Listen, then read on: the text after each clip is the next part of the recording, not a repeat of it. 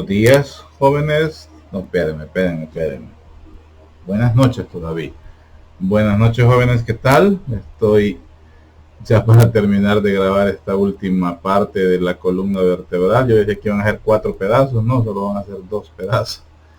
3 pedazos, perdón, tres partes de la columna vertebral. Vamos a ver la última parte, que es la musculatura. La musculatura de la columna vertebral. Estamos pues a las puertas del examen de del segundo grupo de estudiantes que se van a evaluar el examen de macro el día de mañana a las 8:30, 9, ¿verdad? Así es que ahí nos vamos a estar con ustedes para la hora del examen, volverles a decir a los estudiantes que deseo pues que salgan bien. Estoy diciendo algo y sé que no lo van a ver a tiempo, porque estas clases las van a ver hasta la otra.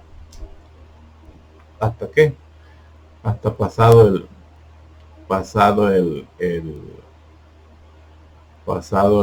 la actividad, ¿verdad? Así es que, pero bueno, decirles pues que hay que meterle, que hay que estudiar bastante, y que estamos pues con corto tiempo. Realmente siento que el tiempo nos ha comido. Ya estamos cerca del examen final, bueno, del segundo examen, la segunda evaluación del ciclo. Así es que hay que meterle más para levantar esas notas, jóvenes. Bueno, nos quedamos viendo pues la columna vertebral. Y como les decía, vamos a ver la parte de la musculatura. Permítanme. Aquí está. La parte de la musculatura. Vamos a activar el puntero. Ahí está. Entonces decimos que los músculos de la columna vertebral, la mayor parte, ese es el tema, en referencia pues a esta zona, todo el peso corporal, incluido el intestino, los órganos, vaso, hígado, la misma cavidad abdominal, pues son más que todo situados en la cara anterior. Y todo este peso o toda esta situación es detenido, pues, o es sostenido por con la columna vertebral. Esto máximo en las personas obesas, como dice ahí. Por lo tanto, son necesarios músculos bastante fuertes, bastante potentes, que en conjunto, pues, ellos protegen, ayudan a mantener la posición de la columna vertebral y le dan, pues, las capacidades de soportar y de mover, pues, mover la columna. Permítanme. Teniendo entonces pues 2 grupos de músculos que son propios de la columna vertebral: los extrínsecos del dorso, que son los superficiales e intermedios, y los músculos intrínsecos del dorso, que estos, pues, como su nombre lo dice, son profundos y son específicos de la columna vertebral. Ellos pues en conjunto actúan para mantener la postura, controlar los movimientos de la columna vertebral y por supuesto de la cabeza, porque es el órgano es la zona más móvil. Y todos pues son inervados por ramas posteriores de los nervios espinales. Estos músculos se extienden desde la pelvis hasta el cráneo. El aporte vascular para estos músculos es gracias a ramas de las arterias vertebral, cervical profunda, la occipital, la cervical transversa, la intercostal posterior, la subcostal, la lumbar y la sacra lateral. O sea, como ven, son arterias, ¿verdad?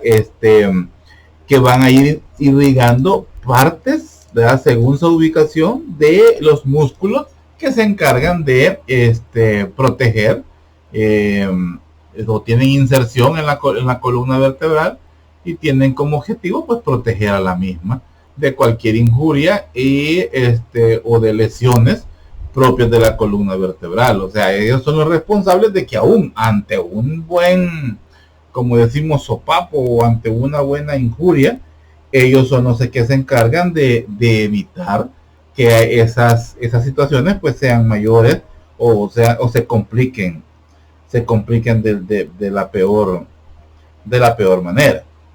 Bueno, sigamos. Esto que les tengo aquí es como normalmente, antes se colocaban las antenas para los canales de televisión a nivel nacional. Se ponían unas antenas así, ya sea en el piso o sino en los techos de las casas. Pero estas antenas tenían estas estructuras que eran unos alambres que iban amarrados al piso o a pines específicamente en el techo, y eso se le llamaban los vientos. Entonces traigo el ejemplo porque así es como funcionan los músculos erectores de la columna, o los músculos de la columna, como tal si fueran los vientos. La mantienen rígida, ¿verdad? Porque así la mantenían. Imaginémonos que esta es la columna. Si uno de estos vientos falla, automáticamente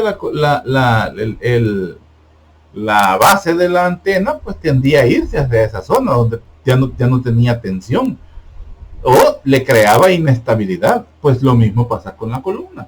Si uno de estos músculos está lesionado por B motivo, esto puede provocar inestabilidad en la columna vertebral o deformidades en el peor de los casos. Entonces, así funciona, como tal si fueran los vientos. A estos músculos se les están agrupados en 3 grupos, valga la redundancia. Los extensores y rotadores de la cabeza y el cuello es el primer grupo, y aquí encontramos los esplenios de la cabeza y el cuello, que también son conocidos como músculos espinotransversos. Luego tenemos los extensores y rotadores de la columna vertebral. Aquí encontramos los erectores de la espina o los erectores de la columna. Y también encontramos a los transversos espinosos. Es es el otro grupo. Y el tercero son los músculos segmentarios cortos. Aquí encontramos a los interespinosos y a los intertransversos. Todos ellos están inervados por ramas segmentarias de los ramos posteriores de los nervios espinales. Veamos el primer grupo, el grupo de los músculos espinotransversos. ¿Cuáles son los músculos que encontramos aquí? El esplenio de la cabeza, este que encontramos acá, el músculo esplenio de la cabeza, y el esplenio del cuello o espleno cervical.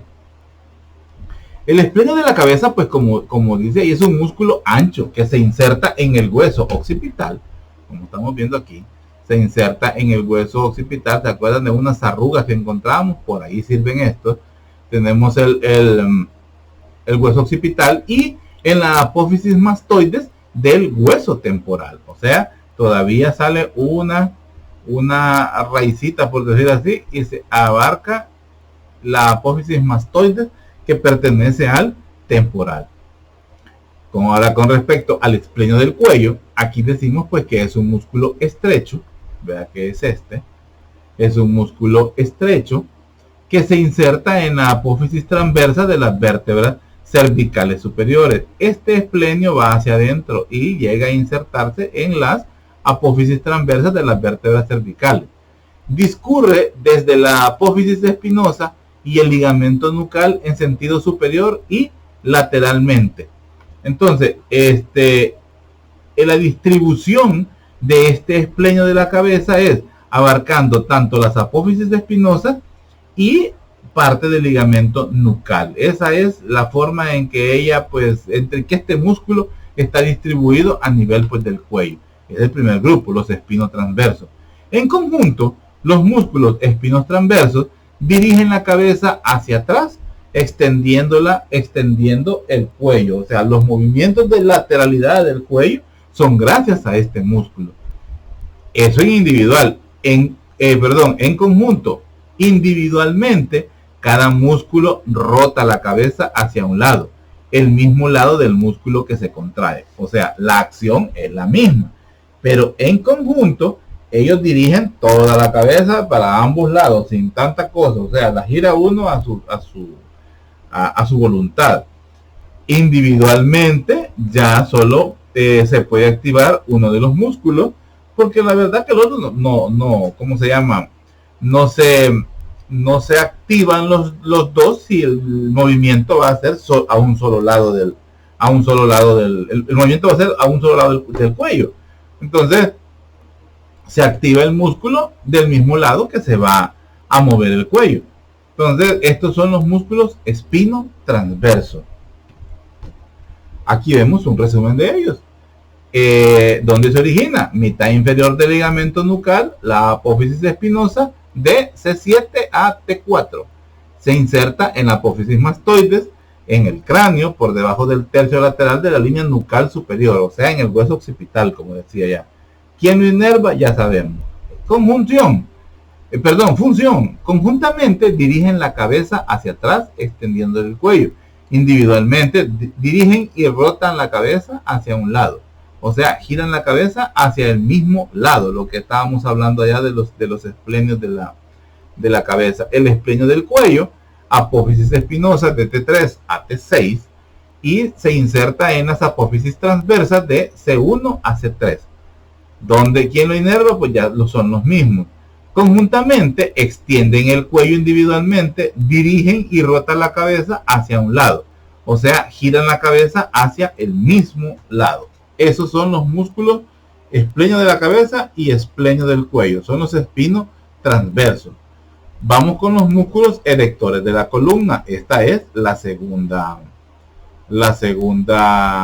¿cómo decimos? Este es el segundo grupo. Permítanme, quiero poner aquí pausa por una cita. Veamos, como dice, pues los músculos erectores de la columna, ya el segundo grupo, son el mayor grupo de músculos intrínsecos. Estos son intrínsecos. Se sitúan posterolateralmente a la columna. Son estos que vemos acá. El longísimo, el espinoso y el iliocostal. Son estos músculos que están acá. Posterolateral a la columna vertebral, entre las apófisis espinosas medialmente y los ángulos de las costillas lateralmente. Esos son los límites donde encontramos estos músculos. Están cubiertos en las regiones torácicas y lumbar por la fascia toracolumbar. Es esta zona, es esta fascia de aquí. Es una fascia de origen muscular, pero es más tejido conectivo denso, algo así parece que es el nombre. Entonces este acúmulo de tejido se extiende hasta bien arriba en la columna cervical, en la columna dorsal, y la función es la protección de esta zona, porque la zona anterior está un poco más desprotegida. La zona posterior tiene a esta fascia que protege toda esa zona. Se divide en la región lumbar superior en 3 columnas verticales de músculos, lo que estábamos hablando. Los músculos del grupo erector de la columna son los extensores primarios de la columna vertebral y de la cabeza. Participan en el control de la flexión de la columna vertebral al contraerse y relajarse de forma coordinada. Otra función de ellos, pues, hacer girar el lado de la contracción activa de acuerdo al movimiento que genere cada uno de estos músculos. Realmente donde cobra más importancia esto es en las, ¿cómo se llama? En la práctica, ¿verdad? Yo espero que hayan visto todos esos músculos. Aquí vemos el grupo erector de la columna, el segundo grupo. Aquí están todos los músculos, son muchos. O sea, no es que solo los 3 que vemos ahí, son muchos. Los iliocostales lumbares, los iliocostales torácicos, los ilocostales cervicales, el longísimo del dorso o longísimo torácico, el longísimo del cuello, el longísimo de la cabeza, el espinoso torácico y el espinoso del cuello, y por supuesto el espinoso de la cabeza. Todos ellos son los que protegen directamente y son un grupo de músculos intrínsecos que protegen de cualquier situación extraña o mala que le pueda suceder pues a la columna vertebral. Ahí vemos sus orígenes y al otro lado pues vemos sus inserciones. No se los voy a leer porque es bien tedioso, pero ustedes se lo tienen que aprender. Veamos los músculos transversos espinosos, es el otro grupo. Los músculos transversos espinosos se dirigen oblicuamente superior y medialmente desde las apófisis transversas a las apófisis espinosas. Estos corren de un lado hacia otro, ocupando el surco entre estas dos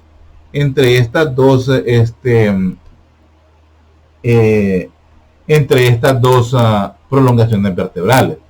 Se sitúan profundos a los erectores de la columna y están constituidos por tres subgrupos principales: los músculos semiespinosos, multífidos y rotadores, y músculos rotadores, ¿verdad? Son los que estamos viendo en esta zona de acá, ya con nombre específico. Los músculos segmentarios, tenemos los elevadores costales, los interespinosos y los intertransversos. Pero tenemos estos cuadros resumen que nos dan una mayor idea de cada uno de estos músculos. Entonces, les doy la idea de cómo está organizado, pero en los recuadros están los nombres de los músculos específicamente. Tenemos el semiespinoso torácico, el semiespinoso del cuello, el semiespinoso de la cabeza, el multífido del raquis, los rotadores lumbares, los rotadores torácicos, los rotadores cervicales. Hace poco describíamos la fascia toracolumbar, es esto que vemos acá. Es esta fascia. Esta viene desde las zonas más profundas. Como podemos ver, esta viene desde, por ejemplo, los músculos cuadrado lumbar y músculo psoas mayor. Estos son músculos internos de la pared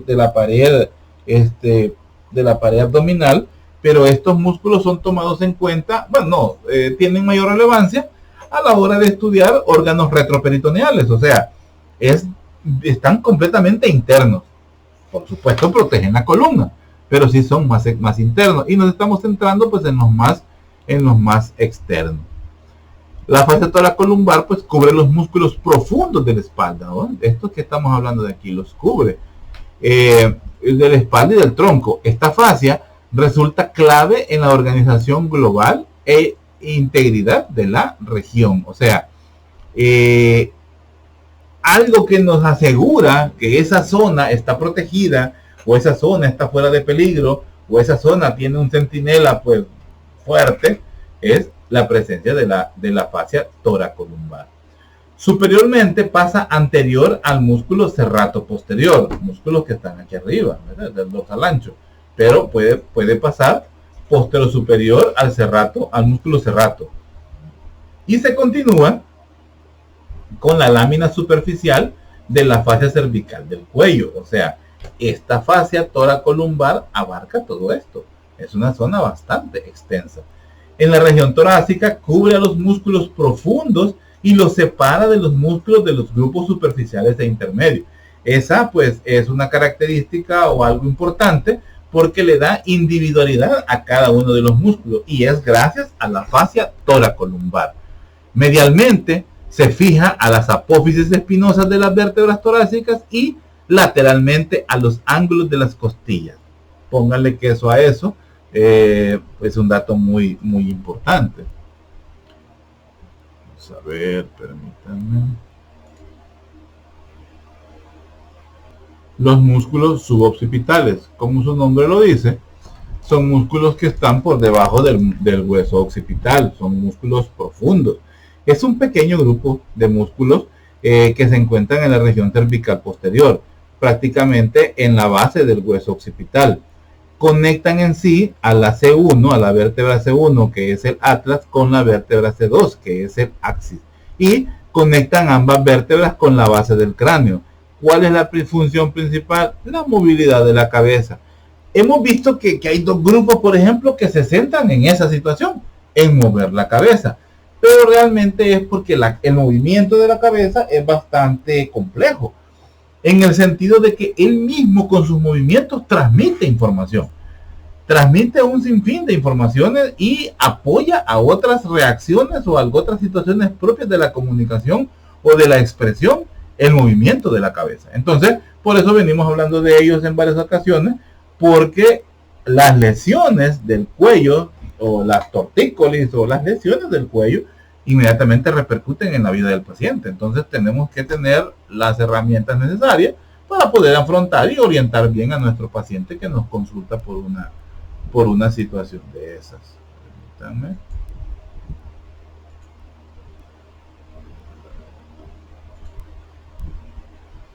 Ok. Entonces, pues, tenemos pues que la contracción de los músculos suboccipitales extienden la cabeza en la articulación atlanto-occipital. O sea, ¿se acuerdan que teníamos que tener una reacción para ver una acción? Entonces, la reacción aquí es la contracción de los músculos suboccipitales y esto es lo que logramos es extender la cabeza en la articulación atlantoaxial. Es por poner un ejemplo. Están inervados por quién? Por el ramo posterior del primer nervio cervical y la irrigación pues viene dada a través de las ramas de la arteria vertebral y de la arteria occipital. Los músculos suboccipitales forman los límites del triángulo suboccipital. Ojo con eso. Ojo con los chicos que nos van a dar cuello también. Aquí va un tips, ¿verdad? Para que lo puedan utilizar a la hora que den su clase de cuello. Estoy dejando eso para cuando den la clase porque quiero ver la explicación que nos van a dar a los cuellos, perdón, a los triángulos del cuello. Y porque esto es más de macro, o sea, yo aquí me interesa más que conozcan que existen esas áreas que tienen una función y que tienen un contenido. No me funcionó. Vamos a ver, ahí está. Aquí están los el grupo erector de la columna, de los músculos de la región dorsal del tronco. Estos son ya los más gruesos, no es el grupo que acabamos de ver. Estos son los más gruesos, los más prominentes, ¿verdad? Que viene a ser, pero es que esta es una copia, permítanme. Solo quiero hacer una comparación porque tengo mi duda. No. Estos son grupo erector, sí, esta es una copia. Esta diapositiva, sí. Estos son todos los músculos del grupo erector de la columna. Por eso me fijé que es el grupo erector de la columna. Esta no puedo yo ahorita eliminarla, pero si les digo elimínenla, esta ya está repetida, esta es de allá. No es que habla de los músculos suboccipitales. Así que eliminen esa diapositiva, sería la 56. En el manual que les envío de PDF de mis clases, pues ahí la voy a eliminar. Hablando pues un poco de patologías vertebrales, pues hay de muchas, hay traumáticas, hay metabólicas, hay congénitas, hay genéticas, hay de deformación, en fin. La osteoporosis del cuerpo vertebral, pues es un problema ya de las mujeres adultas, arriba de los 40 años, donde hay descalcificación de los huesos. Luxaciones de las vértebras cervicales es una situación muy frecuente. Se luxa, se sale de su articulación normal y eso pues puede provocar lesiones o dolores propiamente en el cuello del campus, ¿verdad? Puede haber movimientos, estaba leyendo otra cosa aquí, en la luxación de las vértebras cervicales puede haber movimiento de la vértebra y al haber un movimiento de la vértebra puede provocar o una lesión propia en la médula cervical o una alteración en el nervio que emerge en esa zona y además el consiguiente dolor, ¿verdad? Son situaciones que deben corregirse pues de la mejor manera. Aquí, por ejemplo, estamos viendo una luxación de un cuerpo de una vértebra cervical. Está salida completamente. Luego tenemos fracturas y luxaciones del atlas, ¿verdad? Lesiones como estas, hay fracturas. Pueden darse lesiones así de ese tipo según el trauma al cual ha sido sometido el cuerpo humano en ese momento. Fractura y luxación también del axis. Puede haber hasta ruptura de la apófisis odontoide. Estenosis espinal lumbar. Una estenosis espinal lumbar puede ser porque el foramen vertebral que forma parte del canal vertebral a nivel de la región lumbar pues tienda a hacerse un poquito más angosto y eso pues da alguna situación de estenosis. Estenosis es estrechamiento. Las costillas cervicales puede haber costillas que son, ¿cómo se llama? Las costillas son torácicas, todas son torácicas, pero puede darse la anomalía de que un par de costillas, principalmente la primera, se les ocurra, ¿cómo se dice? Articularse con las directamente en las vértebras cervicales. O sea, la costilla se inserta directamente en una vértebra cervical, cuando la costilla tiene que iniciarse en una vértebra cervical, en una vértebra dorsal, perdón. Son situaciones que se corrigen, son corregidas con cirugía, por supuesto. La estenosis, ya está, las costillas cervicales, las lesiones del coxis, caer sentado durante el parto, en fin, son situaciones bastante dolorosas, pero tienen su tratamiento. La sacralización, ya la había dicho, que era la sacralización. La espina bífida, las cervicales normalmente traen espina bífida, pero las otras, más que todas las lumbares, por ejemplo, aparecen con espina bífida porque hubo defectos en el cierre del tubo, por ejemplo, del tubo neural, o el cierre en lo que respecta a las crestas y a las estructuras mesodérmicas que dan origen a las vértebras cervicales, y pues que por ende pues generan una deformidad. Y la espondilolisis, ¿verdad? Que estas ya son lesiones posturales de la columna vertebral. Permítanme.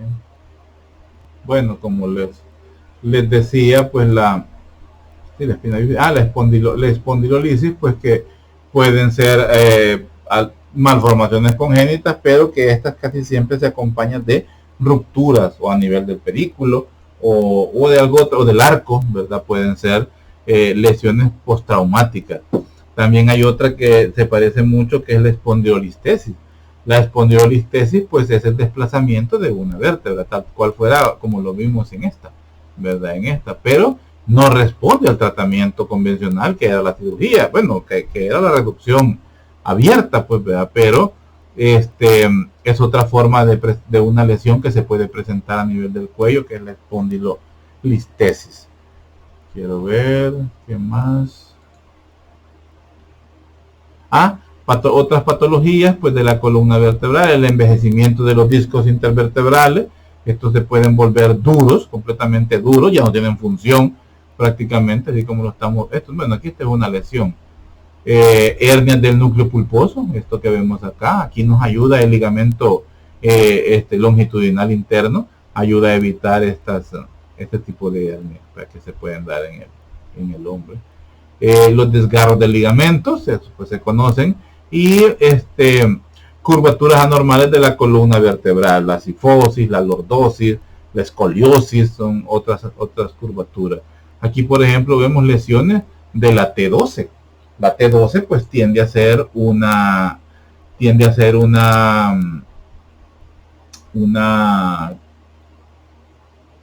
zona, como es la zona de transición, donde fácilmente podemos tener fracturas.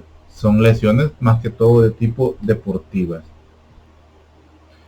Y bueno, estos son los para recordar lo que les pasa a los gorditos. Chica. Lo que nos pasa, ¿verdad? Es entre más voluminoso es el abdomen, primero se va poniendo más chiquito uno, y segundo, pues imaginen que yo mido 1,83, quiero decir que sin panza mido como si los 1,90. A medida pues se va teniendo más abdomen, pues la columna va sufriendo, ¿verdad? Y por supuesto el cuerpo, pues imaginen cómo empezó y cómo lo llevamos, ¿verdad? Entonces hay que tener cuidado pues con la alimentación. Patologías de la musculatura de la columna: esguinces dorsales de la espalda, o sea, también se llaman esguinces ligamentosos. La distensión dorsal de la espalda, son distensiones o lesiones de los músculos, y disminuciones del riego sanguíneo del tronco del encéfalo. Estas suelen ser secundarias a patologías como los aneurismas o los acúmulos de grasa. En fin, son situaciones secundarias que pueden llegar a afectar en la musculatura de la columna vertebral. Y bueno, con esto prácticamente terminamos la clase. Ya me quedó bien cortita, como ustedes pueden ver. ¿verdad? Gracias por su atención. Y pues de nuevo, pues esperar que las cosas pues vayan mejor en este otro cómputo. Yo quiero realmente que salgan mucho mejor. Eh, Les decía, comentaba por ahí con una de las representantes, pues que en este curso, en esta tanda de exposiciones, yo he prometido darle un estímulo extra personal a cada estudiante miembro del grupo, pues que salga con mayor puntaje. Cuando digo eso es que hoy ya les había explicado que la forma de darle la nota va a ser una nota global al grupo, pero va a depender de un promedio según las notas obtenidas de cada uno. Se evalúan individualmente al grupo. Todas estas notas se suman, se subdividen y en base a eso pues vamos a tener la clase, vamos a tener la nota para el segundo corto, ¿verdad? Pero además, la idea es que los que tengan mayor puntaje, voy a dejar de decir puntaje porque realmente va a ser los que tengan mayor porcentaje, porque no lo puedo hacer por puntaje. Hay grupos que tienen 13 o 12 estudiantes y sin embargo hay otro grupo que solo tiene 7 integrantes. Entonces eso pues ya pone en desventaja a grupos que tienen muy poquitos integrantes. Entonces vamos a hacerlo en base a porcentaje. Y pues como le decía a una de las chicas representantes, ahorita todavía estoy pensando qué les voy a dar. Alguien me decía, denles puntos, pero la verdad que ya puntos ya muchos, muy choteados. Algunos tienen muchos puntos ya acumulados. Vamos a ver qué se les puede dar como un estímulo. Tal vez lo podemos llevar a comer a algún lugar, no tanto así, ¿no? No es porque por lo económico, no, es por las situaciones en las que estamos. No podemos andar haciendo reuniones todavía. O bueno, nos ponemos de acuerdo. Bueno, sí, terminamos aquí con esta clase. Vamos a evaluarla no este sábado, vamos a evaluar el próximo lunes. El próximo lunes estamos el sábado, el próximo 3 de mayo vamos a estar evaluando esta clase. Quiero ver porque hoy es martes. No. Esta clase voy a evaluarlas las primeras 2 partes, no toda la clase la podemos evaluar el día sábado. El día sábado, antes del corto o después del corto, me voy a poner de acuerdo con la representante, se va a evaluar ese tema. Así es que no hay problema, lo vamos a evaluar el sábado. Cuídense mucho, jóvenes, espero pues descansen. Yo digo descansen porque aquí es bastante noche ya. Espero descansen, son las 1 de la madrugada. Espero pues descansen, yo también tengo que descansar un poco. Mañana pues tenemos que levantarnos algo temprano y prepararnos para ese tirón de estar parados un buen rato en el examen. Les deseo nuevamente éxitos a los chicos y cuídense, descansen, pasen buenas noches, buen día. Salud.